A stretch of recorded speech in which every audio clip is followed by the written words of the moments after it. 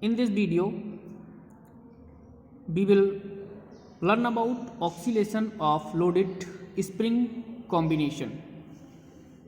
Case first, we consider two spring constant K1 and K2. हम दो spring constant को consider किया है. This is the rigid support and we have the two spring constant K1 and K2. They are the mass of the body and the weight of body act vertically downward, W equal mg. In this case, we find out the finally time period. This spring, suppose that दोनों spring किस में है? In parallel में है. किस में है? तो स्प्रिंग किस में है? ये पैरेलल कॉम्बिनेशन में है. स्प्रिंग इज पैरेलल कॉम्बिनेशन में. तो पैरेलल कॉम्बिनेशंस में स्प्रिंग में क्या होता है? जो टाइम पीरियड होता है हमारे पास, ठीक है, टाइम पीरियड फार्मूला होता है T equal two pi under root M over K. तो के हमारे पास दो स्प्रिंग कांस्टेंट है, तो टोटल के कैसे निकालेंगे इस बार हम, ठीक है. तो के इक्वल होता है पैरेलल कॉम्बिनेशन में, वो होगा K1 प्लस K2, ठीक है. तो के की जगह हम क्या रख देंगे इस बार? K1 plus K2. ये कैपिटल के है, ठीक है, और ये कैपिटल के है, ये स्मॉल के ले लेना, ठीक है. तो T इक्वल इस कंडीशन में टाइम पीरियड होगा T equal two pi under root M upon K1 plus K2, ठीक है. सिमिलरली फ्रीक्वेंसी क्या हो जाएगी? Frequency 1/T means 1 upon two pi under root K1 plus K2 upon M, ठीक है. स्पेशल केस है, ठीक है. स्पेशल केस क्या है?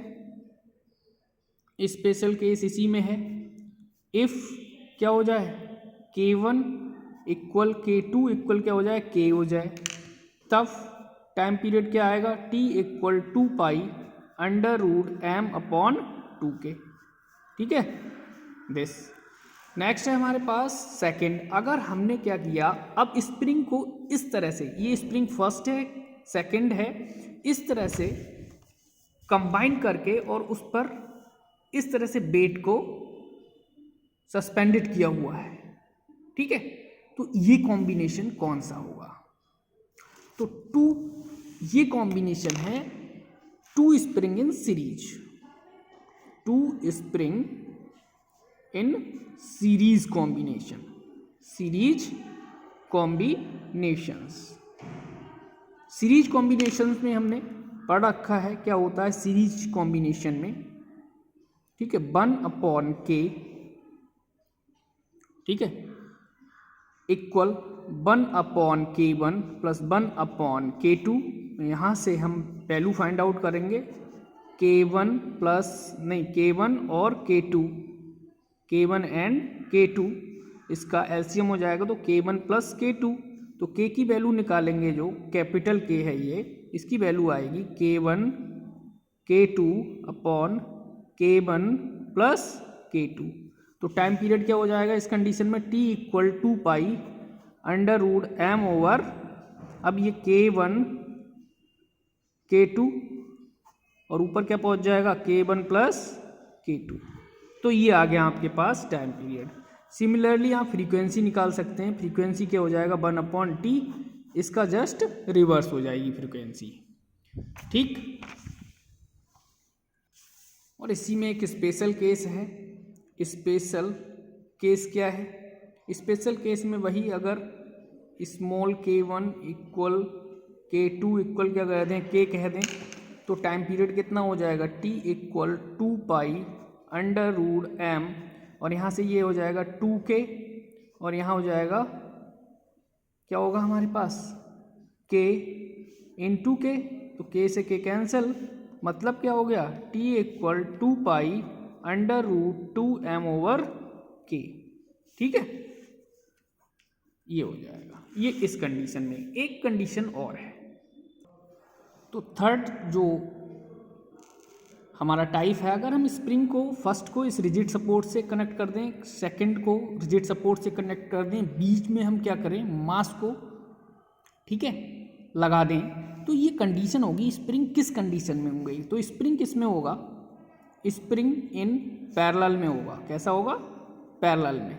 ये स्प्रिंग कैसे होंगे, स्प्रिंग्स इन पैरेलल में होंगे। और पैरेलल में आप जानते ही हैं के निकालेंगे तो के क्या हो जाएगा, टोटल के हो जाएगा K1 प्लस K2। ठीक है, तो टाइम पीरियड क्या हो जाएगा, T equal 2 under root m upon K1 plus K2। ये टाइम पीरियड हो गया। स्पेशल केस भी बना लेंगे सिमिलरली। ठीक है, फ्रीक्वेंसी क्या हो जाएगी 1/2 under root K1 plus K2 upon m। ठीक है, ये हो जाएगी आपकी। तो ये तीनों तरह के कॉम्बिनेशन हैं। जैसे हमने रेजिस्टेंस क्या होता था, क्लास 10th में आपने पढ़ा होगा, resistance in series. Resistance of series में क्या होता है, R1 plus R2 plus R3 plus dot dot dot dot Rn तक चलता था। रेजिस्टेंस ऑफ पैरेलल की बात करते थे तो 1/RP 1/R1 plus 1/R2 plus dot dot इस तरह से करते थे। लेकिन यहाँ जो हमारे पास आ रहा है, ये स्प्रिंग जो है, स्प्रिंग क्या है, स्प्रिंग अपोजिट है किसके, रेजिस्टेंस के। और रेजिस्टेंस के किस में, कॉम्बिनेशन में। अगर जो चीज़ यहाँ सीरीज में होगी वो यहाँ पैरेलल में होगी स्प्रिंग के, और जो यहाँ पैरेलल में होगी वो यहाँ सीरीज में कनेक्ट करेंगे। जैसे हम रेजिस्टेंस को कनेक्ट करते थे और ऐसे ही हम यहाँ स्प्रिंग को कनेक्ट करेंगे। थैंक्स।